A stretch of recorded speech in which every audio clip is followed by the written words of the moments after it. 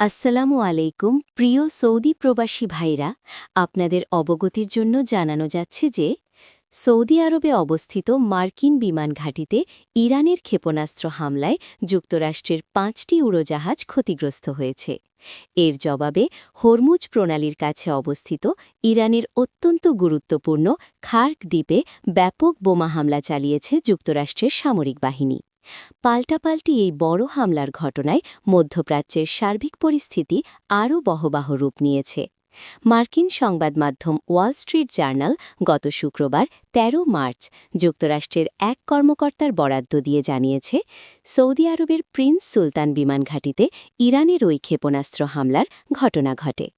এতে মার্কিন বিমান বাহিনীর ৫টি জ্বালানি সরবরাহকারী উড়োজাহাজ ক্ষতিগ্রস্ত হলেও সেগুলো সম্পূর্ণভাবে ধ্বংস হয়নি। বর্তমানে ক্ষতিগ্রস্ত উড়োজাহাজগুলো মেরামতের কাজ চলছে। তবে এই হামলায় কোনো ধরনের হতাহতের খবর পাওয়া যায়নি বলে প্রতিবেদনে উল্লেখ করা হয়েছে। অন্যদিকে ইরানের এই হামলার কড়া জবাব দিয়েছে যুক্তরাষ্ট্র। স্থানীয় সময় গত শুক্রবার সামাজিক যোগাযোগ মাধ্যম ট্রুথ সোশ্যালে দেওয়া এক পোস্টে মার্কিন প্রেসিডেন্ট ডোনাল্ড ট্রাম্প জানিয়েছেন, United states central command US CENTCOM মধ্যপ্রাচ্যের ইতিহাসে অন্যতম শক্তিশালী এই বিমান হামলা চালিয়েছে।